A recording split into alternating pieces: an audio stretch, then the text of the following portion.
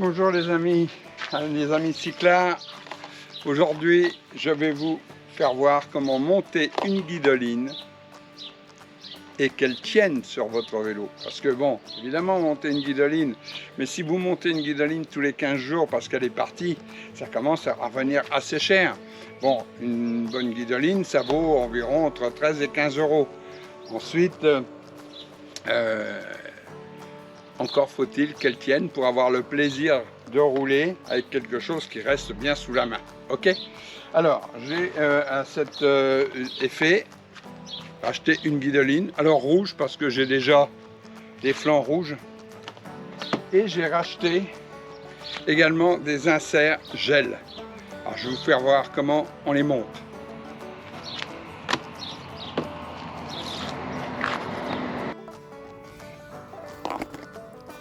Voilà, alors on va tout d'abord déballer la guidoline et vous faire voir ce qu'il y a dedans. Alors je vous rappelle, c'est une guidoline de marque Physique, c'est ce qu'on appelait dans le temps Bike Ribbon, mais la Bike Ribbon c'était le nom de la marque. On livrait avec ces petits bouchons. Je pense que oui, effectivement, je vais les utiliser très certainement parce que les miens ne sont pas bons, sont plus bons pour moi. Voilà. Et ensuite, je me suis acheté des inserts gel qui vont venir se placer sur le guidon. Alors on a là la façon dont ça doit se monter. Hein. Voilà. Ça, on va voir ça au fur et à mesure. Là, il faut déjà démonter l'ancienne guidoline. Bon, alors nous allons avoir besoin, pour monter la guidoline, d'une paire de ciseaux. Ça, c'est pour couper la guidoline à la taille nécessaire. Et d'un couteau pour gratter s'il reste quelques morceaux qui ne veulent pas s'en aller. Alors, premièrement, on va se mettre comme ça, ce sera mieux. On retrousse un petit peu. Bon, si elle ne veut pas tenir, c'est pas grave. Hop.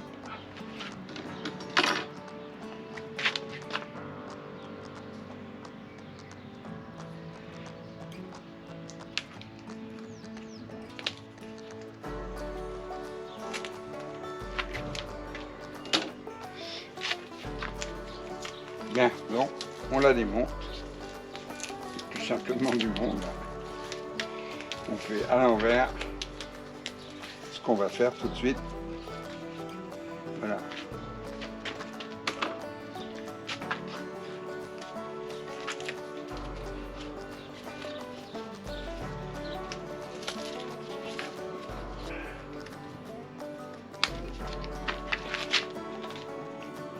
Voilà, quand c'est une guidoline qui a été montée depuis un certain temps, comme c'est le cas de celle-ci, puisque n'oubliez pas que depuis le décès de mon épouse, je n'avais pas repris le vélo. Hein. Je n'avais plus le moral pour appuyer sur les pédales. Hein. Et là, il reste vraiment des petits morceaux qui ont du mal à venir, parce que, ben, voilà, mais bon, ça, c'est pas hyper grave, hein, parce que s'il y a de l'épaisseur, oui, ça peut être gênant. Mais là, il n'y a pas d'épaisseur. Bon, évidemment, pour l'autre morceau, c'est exactement pareil. Hein. Bien, alors, on va commencer par insérer deux petits bouts, juste là, comme ça, simplement pour que lorsque on a fini de mettre sa guidoline, on n'aperçoive rien du tout. Voilà, donc on vient bien l'insérer comme ça. Ok. Alors moi, évidemment, je commence en bas. Pourquoi je commence en bas?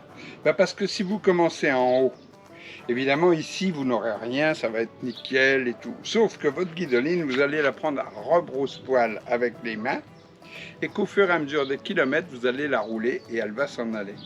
Alors ici, on commence en bas. Alors bien au ras des bouchons. On fait un premier tour dans le vide, voilà. Et ensuite on commence à avancer on commence à avancer en l'attendant bien. Attention, hein, j'ai dit bien l'attendre. J'ai pas dit la casser, hein. Tout, mais ah oui, attendez. Attendez. Alors, j'ai les inserts gel à poser. Alors, les inserts gel, les deux modèles. Donc, il y en a un qui vient ici, bien le poser, qui passe pas de pli, pardon. Bon, s'il y a un petit bout qui est trop grand, qui dépasse, c'est pas grave ça. On verra ça à la fin, ok? Donc, je mets déjà le premier bout. Voilà, et je recommence. Voilà. Donc, on redémarre. C'est la chenille qui redémarre, mais là, c'est pas une chenille. Bon, c'est un tout petit peu plus chiant, bien sûr, ensuite pour monter la guidoline, mais je dirais que c'est rien, quoi. Hein. Le principal étant de bien démarrer, toujours.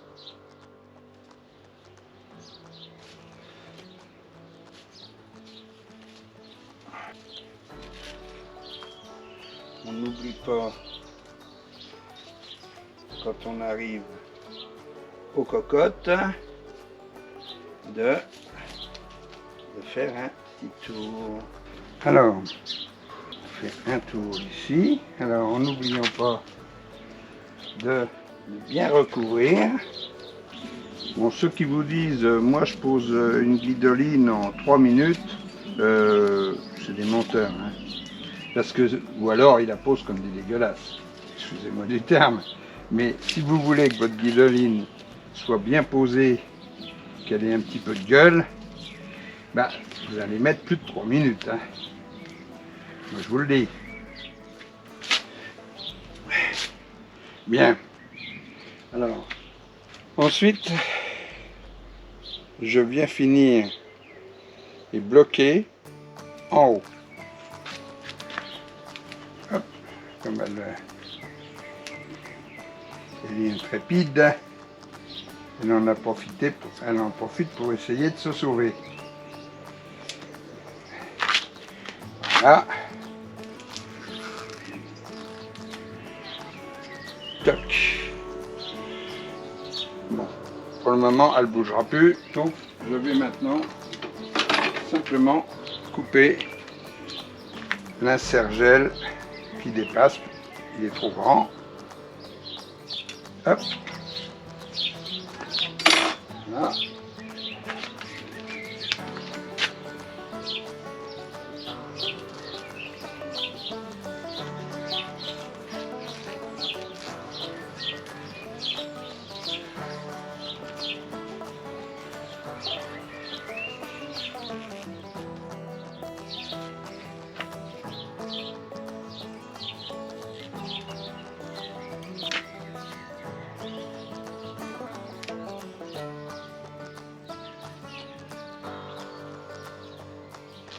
Bon, voilà, une première partie de poser. Maintenant, je vais poser les inserts gel sur l'autre côté.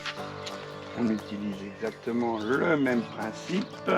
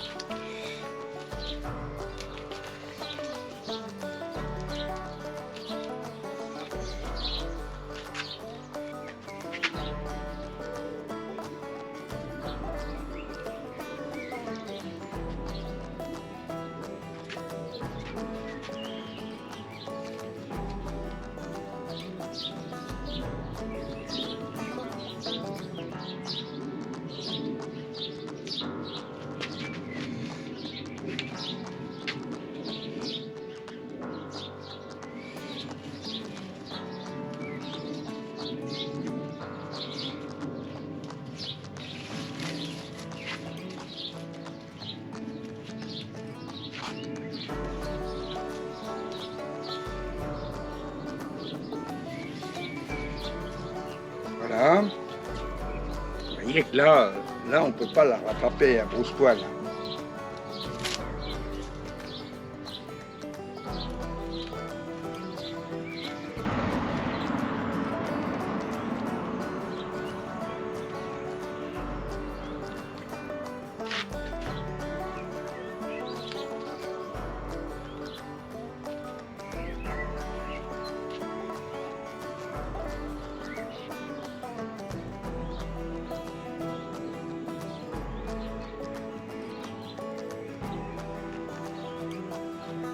Alors voilà, une guidoline posée qui risquera pas de glisser, comprenez? Pas qu'elle soit prise à rebrousse-poil. Voilà. Donc, toujours commencer par le bas. Arrivez ici, si vous avez peur de laisser un petit trou, vous pouvez mettre un petit morceau de guidoline, vous en découpez un petit bout, vous le mettez, voilà. Et surtout, vous tournez autour. On fait un 8, on va dire en gros. Hein, voilà, pour remonter et venir finir par le bloquer avec un scotch. Évidemment, on va vous dire, ouais, mais c'est moins beau que quand il monte ça comme ça, avec juste ta guido et tout. Ouais, ok les gars. Sauf que votre guidoline, vous allez pouvoir la garder un certain temps. Hein, c'est-à-dire, quand je parle un certain temps, je veux dire par là, vous n'allez pas changer votre guidoline tous les 15 jours, quoi. Parce que ça, c'est quand même particulièrement désagréable. Surtout quand on a la chance d'avoir des guidolines comme celle-ci, par exemple, qui sont lavables.